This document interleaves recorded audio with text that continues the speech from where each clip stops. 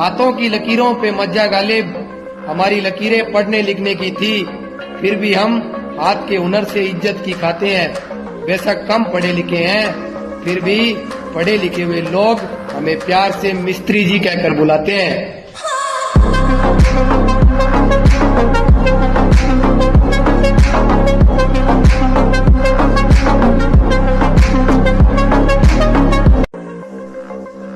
हाथों की लकीर